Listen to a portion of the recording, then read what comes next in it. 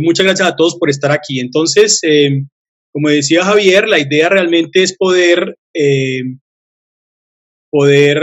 hablar un poco sobre esto, sobre la experiencia nuestra en el, um, en el diagnóstico. A todos nos cogió por fuera de base este asunto de la pandemia, pero sobre todo, digamos que en general a todo el mundo, pero a los virólogos menos, porque todos estábamos atentos desde enero a poder entender qué estaba pasando y todos conocíamos, los virólogos conocíamos de qué manera los virus y los virus que son zoonóticos y que establecen pandemias son tan complejos desde todo punto de vista como estamos viendo. Yo creo que nadie se esperaba, ni siquiera los virólogos que podemos prever todo esto, nos esperábamos una situación tan compleja como la que estamos viviendo y que seguiremos viviendo por algunos meses más. ¿Cuál es el propósito de la charla? La charla anterior, espectacular porque es un poco de la patogénesis que siempre nos ha interesado tanto de la biología celular y molecular, de por qué los virus causan enfermedad, infección y enfermedad en ciertos grupos poblacionales, pero yo quiero hacer una cosa más elemental y es mostrar un poco de la experiencia nuestra en la Universidad del Bosque y también con la Universidad Nacional, la aproximación relacionada con una dificultad propia en los países subdesarrollados que tiene que ver con el diagnóstico de las enfermedades en general y las enfermedades virales en particular.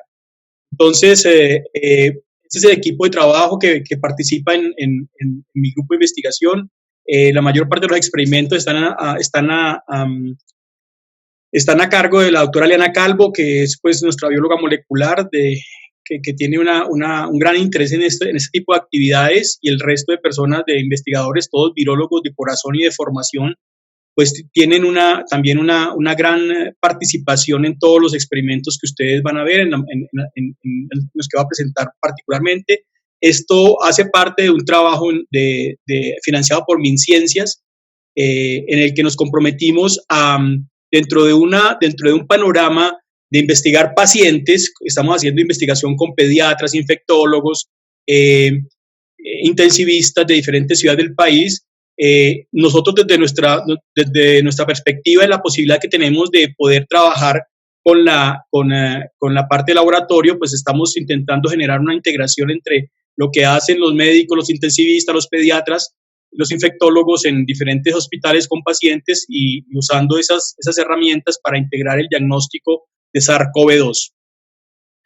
Entonces, la confirmación por SARS se basa, y lo hemos visto desde el principio también, apenas en enero 20 que fueron publicadas las primeras secuencias del nuevo coronavirus, pues se pudieron establecer algunas estrategias directamente por varios grupos del mundo del testeo molecular directo, intentando verificar de manera muy específica y adecuada cuáles eran las mejores herramientas para hacer ese diagnóstico.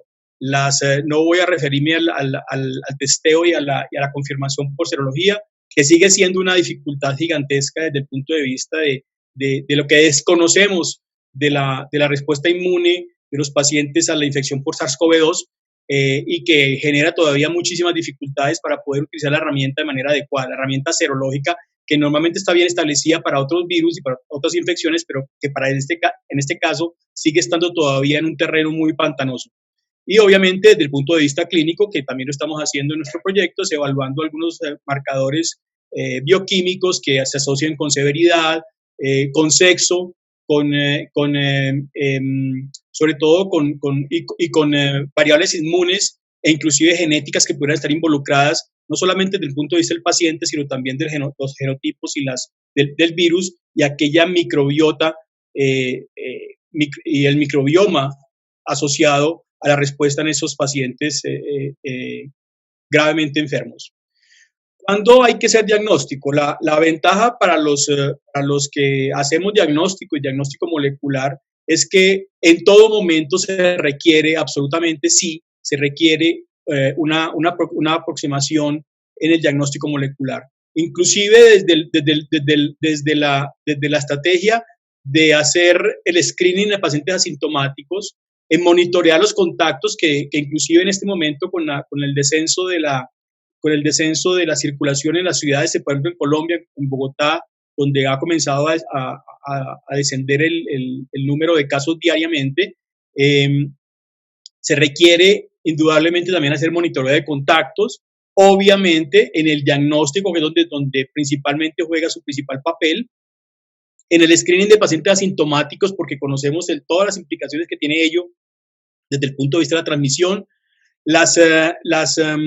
y el seguimiento del tratamiento. Entonces, en los pacientes asintomáticos es donde más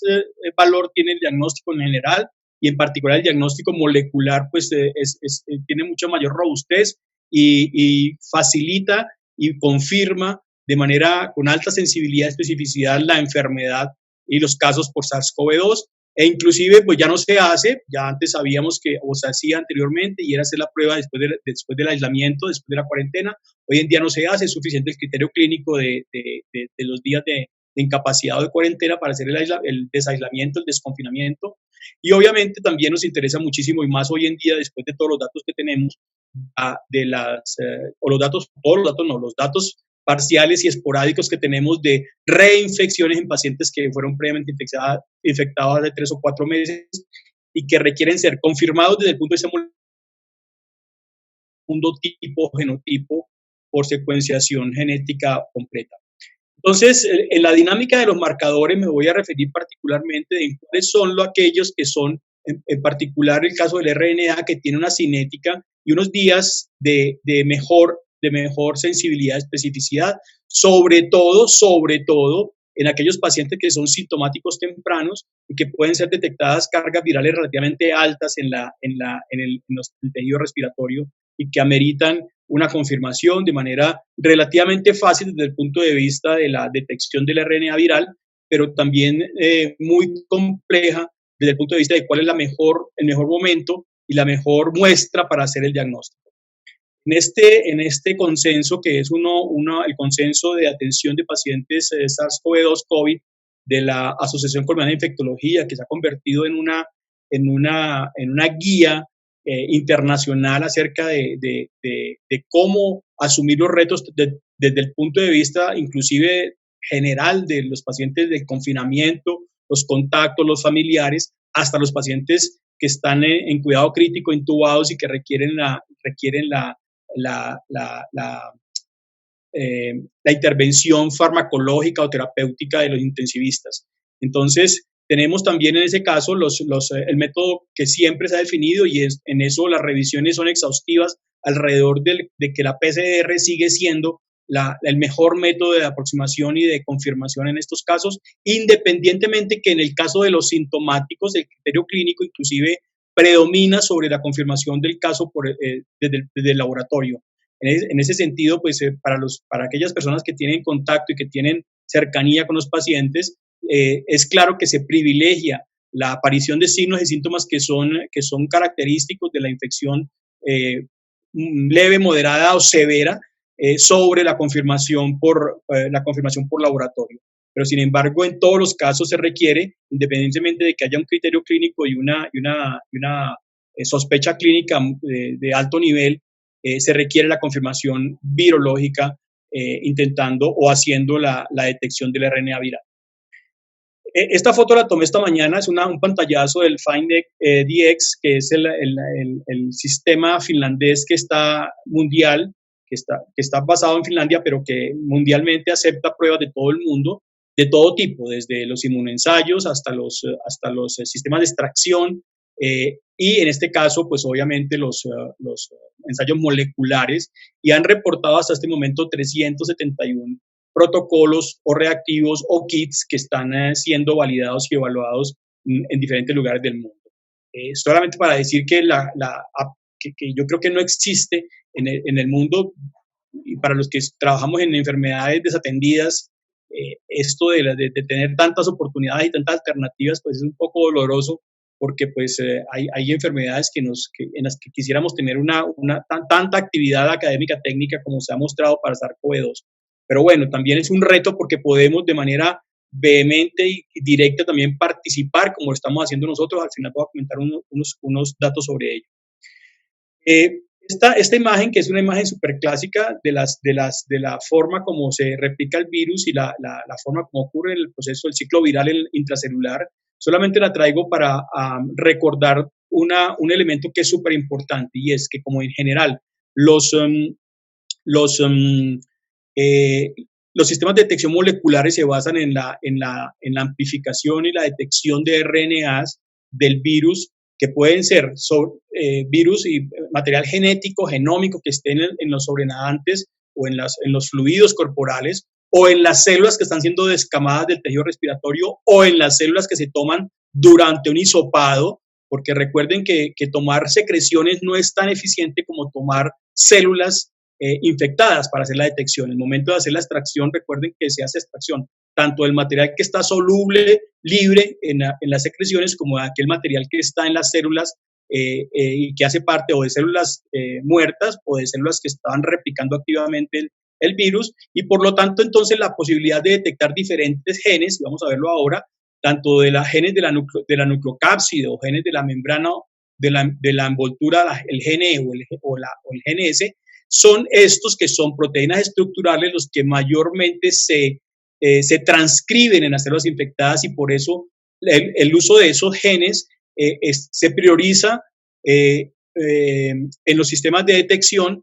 sobre todo porque siempre otorgan y generan mucha mayor sensibilidad que los genes no estructurales de aquellas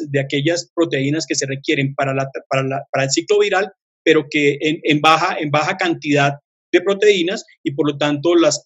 cantidades de RNA que se transcriben son menores. Entonces, de ahí podemos tener una pequeña diferencia de por qué las diferentes sensibilidades entre las diferentes técnicas de diagnóstico, dependiendo de cuál sea el target que se amplifique en la PCR. En general, la mayor parte, casi que el 95% de las detecciones y los sistemas de diagnóstico, tanto lo que hemos llamado los LDTs, Laboratory Developed Test, como los kits comerciales,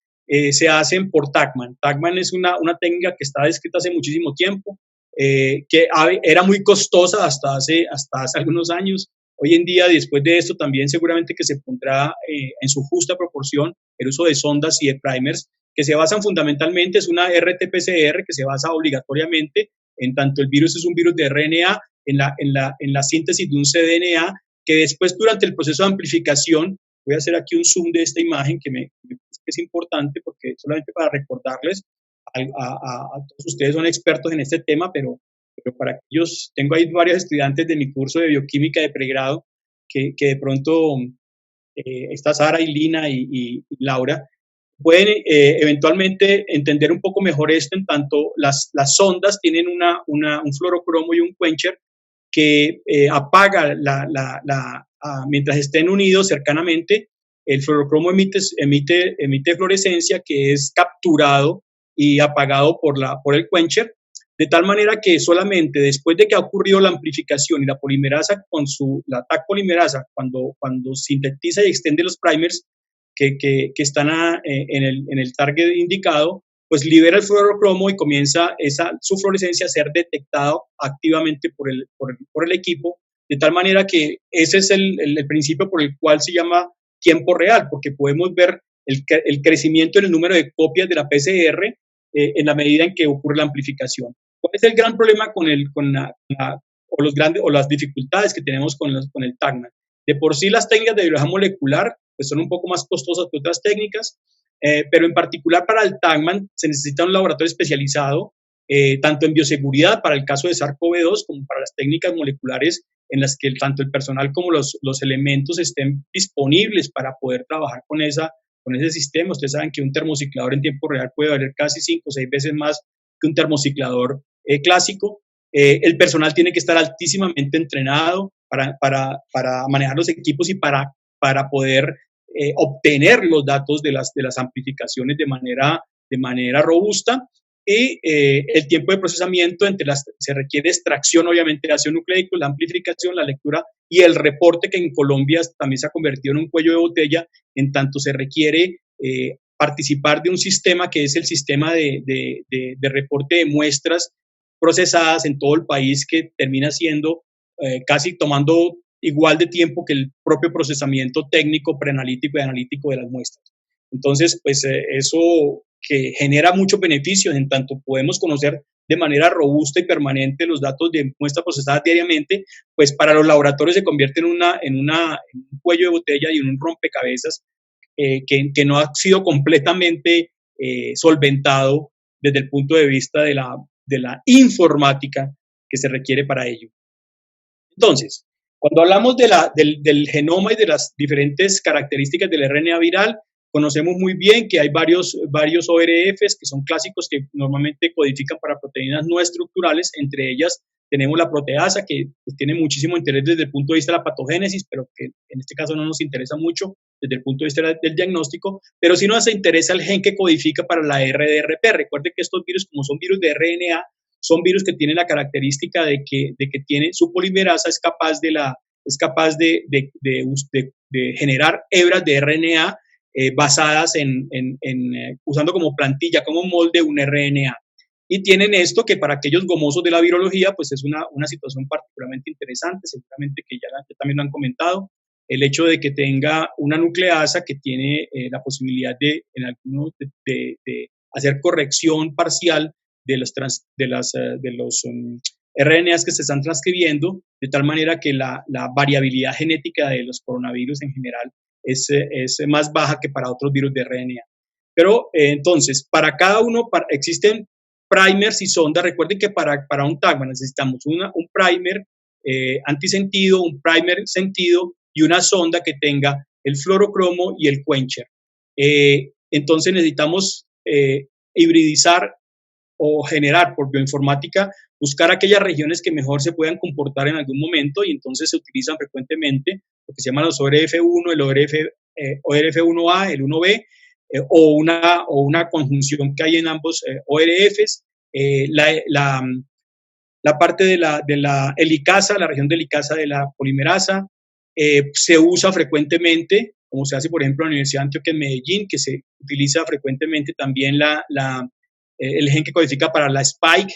o el gen que codifica para la envoltura, o el gen que codifica para la N1, N2. Entonces, dependiendo de cuáles sean las estrategias, podemos tener varios sistemas de diagnóstico que pueden ser de muchísimo interés. En esta imagen me pareció súper interesante y primero pues les refuerzo el tema de los LDTs, porque hoy en día esto ha puesto también al frente aquellos desarrollos de los expertos en biología celular, molecular y virología que han podido desarrollar de manera instantánea y con altísima fuerza y robustez algunos tests que han facilitado efectivamente el desarrollo. El protocolo de Berlín, de la Universidad de Charité en Berlín, es eso, es un LDT, y ese se convirtió pues en el protocolo con mayor sensibilidad, especificidad, y que sigue hoy en día es aquel contra quien se comparan todos los tests. Entonces, el diseño de esto tiene un gran componente de bioinformática y obviamente un gran componente técnico para confirmar y verificar que tiene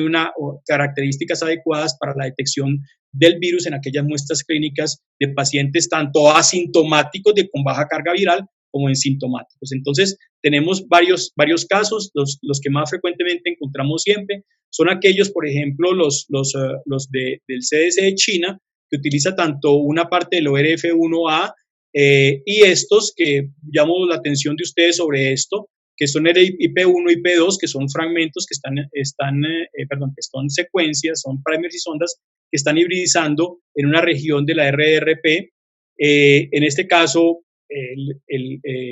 tenemos también los primers y sondas que están relacionados con el protocolo de Charité, el protocolo de la Universidad de Hong Kong, el protocolo de Charité también que amplifica AE, y vamos a ver en particular ahora entonces qué tenemos sobre el gen N, que está en el extremo 3' del genoma. Aquí tenemos una gran cantidad de protocolos. Los más conocidos son la amplificación por N1, N2 y N3 del CDC de Estados Unidos. Inclusive ya sabemos hoy en día que tiene una gran dificultad para la detección por la sensibilidad y especificidad. Seguimos utilizando N1 y N2, el gen N de la Universidad de Hong Kong, de Tailandia, y al principio en los primeros reportes el protocolo de Charité también utilizaba N, y Japón y China también están utilizando algunos segmentos de N pero todos ellos han venido por las dificultades y por los cambios genéticos y la aparición de cambios y mutaciones en el genoma, pues han venido perdiendo capacidad de detectar los nuevos genotipos y variantes virales que están circulando en el mundo. Esta imagen obtenida del GISAID, que es la plataforma de virus respiratorios del mundo, pues era una plataforma dedicada casi que exclusivamente a influenza, pero hoy en día pues está casi que exclusivamente dedicada a SARS-CoV-2. Nos muestra día por día la evolución de los segmentos que hibridizan con cada uno de los primers. Entonces nos reportan, por ejemplo, para E de Charité, cuál es el porcentaje de cambios, es menos del 0.5%, y en los últimos días ha venido creciendo, ¿no? Y vemos, por ejemplo, en este caso, los cambios en el gen de N que utiliza el protocolo del CDC de China puede alcanzar hasta el 35% de cambios genéticos en las secuencias tanto de primers como de sondas. Y más allá, si uno quisiera investigar, pues si hay cambios en los últimos 5 nucleótidos de la región 3' de los primers, como para identificar que como son esos 5 últimos nucleótidos son tan críticos para el correcto annealing de los primers y la amplificación, pues tienen un papel mucho más importante en la detección, en el que se detecten cuando se detectan mutaciones en esos segmentos. Entonces, ¿de qué se trata el trabajo que estamos haciendo? Como les decía, es un trabajo financiado por el Ministerio de Ciencias, y uno de los trabajos a los que nos comprometimos ante la avalancha tan impresionante de hace 3 o 4 meses de nuevos kits comerciales, veíamos la oportunidad de hacer una prueba. Desafortunadamente, todas las restricciones que tiene el sistema de INVIMA y el sistema de control de importación de devices y medicamentos y elementos para salud se relajó, afortunadamente, pero también desafortunadamente, para poder darle entrada a una gran cantidad de equipos y reactivos que fueran necesarios para ayudar a controlar la pandemia. Entonces, propusimos hacer esto, que es una validación de pruebas comerciales, y escogimos algunas de ellas. Ahora les comento por qué escogimos a estas, aunque hay por lo menos 6 o 7 que son muy comerciales en Colombia y que se venden de manera permanente en Colombia. Pues algunas de estas son de las que más se comercializan. El Molecutec de YD Diagnostics, esto es coreano, Dynamic, que es chino, y utilizamos una que es la comercial que más se utiliza en el mundo. Utilizan varios, estaría por ahí en un 20 o 30% de los laboratorios privados de diagnóstico de SARS-CoV-2, que es el Olplex de Sijin, que es una prueba coreana que tiene la característica de que detecta tres genes, todas son múltiplex, detecta RDRP, detecta N, detecta E, y detecta un control interno que se le adiciona a la muestra antes de hacer la extracción. Entonces, aquí son 4 genes, perdón, no, son 3 genes, y este que es el control interno, y entonces el control interno se adiciona a la muestra antes de hacer la extracción, y por lo tanto no es un control de la muestra, sino un control del procesamiento, y define, dependiendo si encuentra 1, 2 o 3 genes, definirá si es o no es SARS-CoV-2, la confirmación del SARS-CoV-2. ¿Por qué buscamos esto? Porque vimos en unos experimentos preliminares, que eran los que nosotros estábamos comparando Berlín, de Berlín, verificando estos datos, y comparábamos cuál de ellos, por ejemplo, Pasteur, cuáles eran los CTs de la misma muestra, para poder identificar cuáles eran los que mejor se comportaban, los que mejor tenían posibilidades. Tenemos este GenSeq, que es el inglés que se utiliza en el sistema de salud inglés, el CSON, que lo utiliza Bogotá de manera masiva, la Secretaría de Salud de Bogotá lo utiliza de manera masiva, y estos dos que son muy interesantes e importantes. Hicimos varias pruebas, y entre ellas estandarizamos el equipo bajo la orientación de Eliana Calvo, y se hizo esta actividad, que es ubicar un nuevo Human Internal Control, que es aquel gen similar a un housekeeping, que nos permite verificar que la muestra ha sido procesada y tiene características adecuadas para el diagnóstico. Y entonces establecimos en lugar de usar RNA-SAP, que es el que normalmente se utiliza, establecimos un nuevo control interno que es un comportamiento mucho más sensible y específico, y detecta las muestras de mejor manera que la propia RNA-SAP. Entonces lo que hicimos fue, utilizando muestras recolectadas en nuestro proyecto, 215 muestras, hacer la extracción en nuestro laboratorio, un laboratorio que se llama LDI, que es el laboratorio de desembalaje e inactivación, que es un clase 2 plus, aunque alguien me dirá que eso no existe. un laboratorio BSL2 Plus, haciendo desembalaje, luego extracción por un sistema especial que también fue cedido por Agrosavia, que se inventó un sistema de extracción en perlas magnéticas supremamente eficiente y de muy bajo coste, y después nos fuimos a hacer las PCRs de todas las muestras contra todos. Y estos son los resultados que tenemos. Les insisto pues en que nuestro comparador, consideramos el gold estándar, aquellos datos de Berlín Charité, en el que encontramos efectivamente tenemos 98 muestras positivas contra 117 negativas, que es lo que originalmente corrimos contra todos, y empezamos a ver efectivamente algunos casos en los que teníamos, por ejemplo, el Pasteur se ve de una manera relativamente adecuada, la sensibilidad, especificidad. El CDC de Estados Unidos tenemos aquí un número de negativos que disminuyó, y en este caso tenemos los comerciales, tanto el Olplex como el Molecutec, que fueron aquellos que se comportaron de manera más compleja, porque tienen la dificultad, sobre todo el Olplex, que como no tiene control interno de la muestra, no sabemos cuáles son ellos realmente negativos, y entonces arroja un gran número de indeterminados, así como ocurre con el caso del Molecutec, en el que tampoco amplifican ni los controles internos, ni los de la muestra, ni los positivos o los negativos correspondientes. Entonces, pues obviamente usando estos datos tenemos hacemos la evaluación de las características operativas de las diferentes PCRs, evaluando la sensibilidad y la especificidad para cada uno de ellos. Vemos la sensibilidad que en general pues para todas es alta, excepto para Olplex, pero cuando miramos la especificidad, que en general es mayor a 90, bueno, en este caso de Molecutec del 89%, cuando introducimos el nuevo grupo de indeterminados, pues la especificidad se disminuye al 37% en el caso de Molecutec y al 72% en el caso de Olplex. Me acabo de dar cuenta, perdón. Olplex, que es esta, de 72%. Entonces,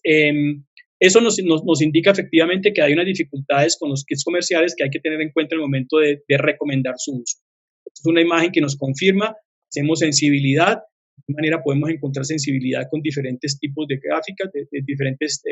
análisis, en este caso sin quitar los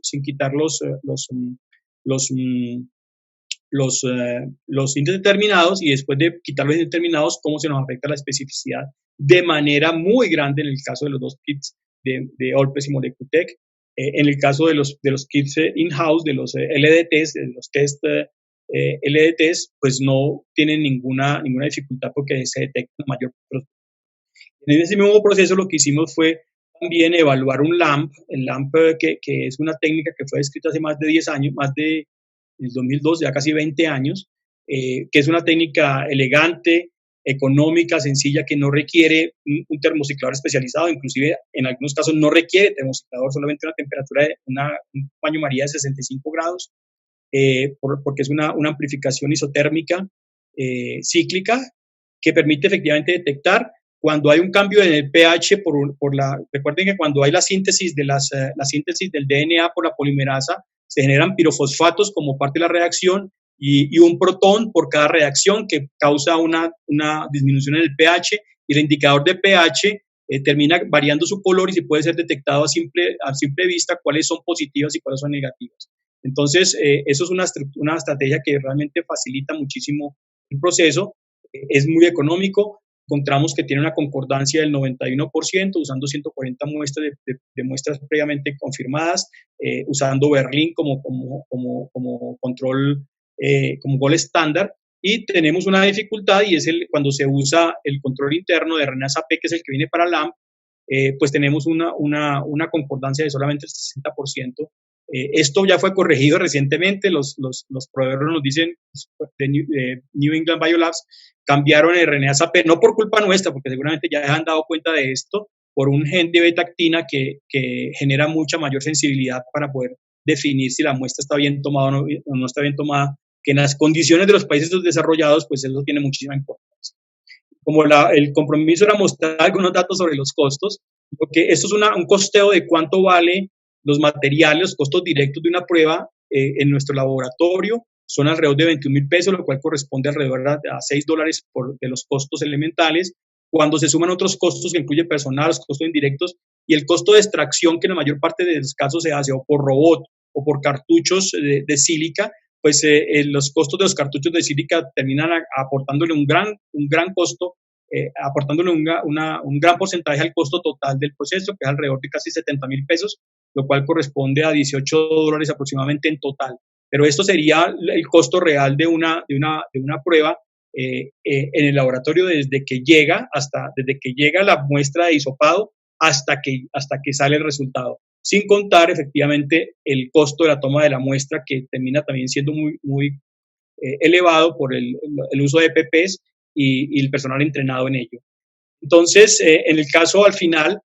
cuando hacemos el análisis de solamente los costos asociados a los materiales, vemos que las pruebas comerciales están alrededor de 60.000 pesos, entre 60.000 y 70.000 pesos, que corresponden aproximadamente a 18 o 20 dólares, mientras que los costos de materiales en las pruebas LDT están alrededor solamente de la tercera o cuarta parte de las pruebas comerciales. Las diferencias pues son grandísimas, y cuando estamos hablando de 3 millones de procesamientos que se han hecho en el país, pues eso tiene un impacto grandísimo para el sistema de salud y para los aportes. Entonces, en conclusión, pues se requiere un alto nivel de entrenamiento, experiencia y equipo especializado. Las pruebas moleculares siguen presentando una altísima sensibilidad.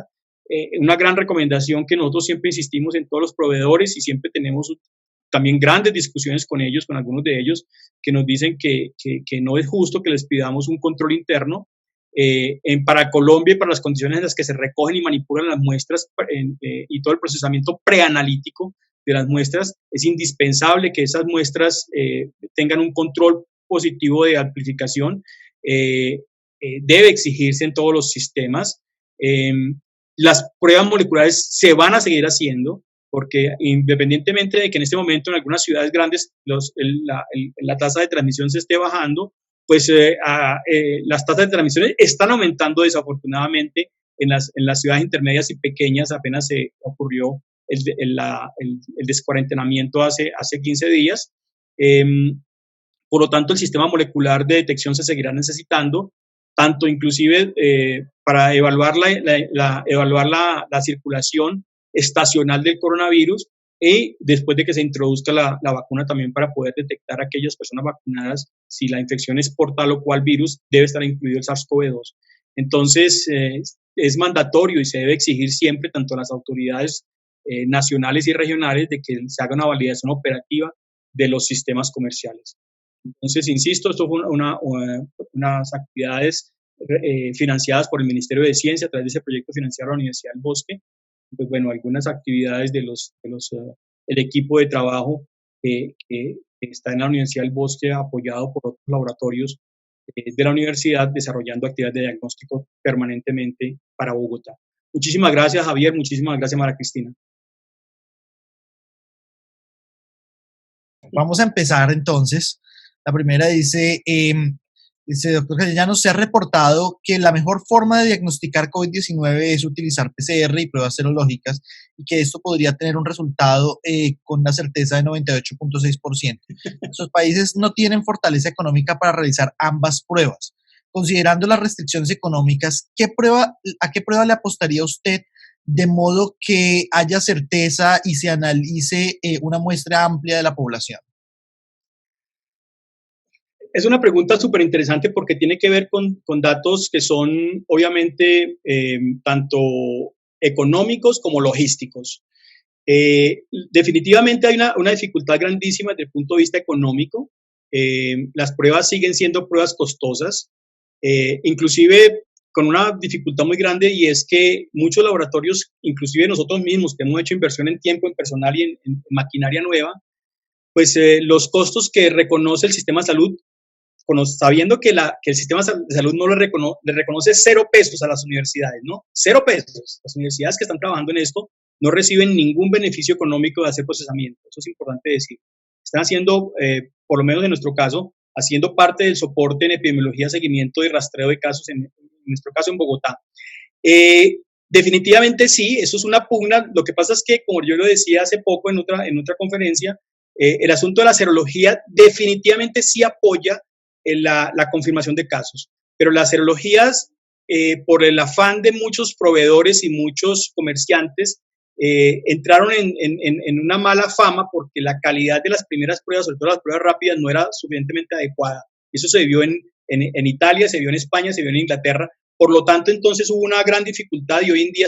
todas las pruebas serológicas están teñidas de mala fama. Y hoy en día hay pruebas tanto de ELISA, de quimioluminiscencia e inclusive de pruebas rápidas que han mejorado muchísimo su especificidad, su sensibilidad y pueden ser utilizadas como parte de la confirmación en sintomáticos solamente. Bueno, hay otra pregunta interesante acá en relación al protocolo de Charité. Preguntan si ese protocolo maneja un control interno durante la PCR. Eso es una discusión muy grande porque cuando se ha discutido esto en los diferentes equipos técnicos, Charité nunca reportó que se hiciera RRP, nunca se reportó que hiciera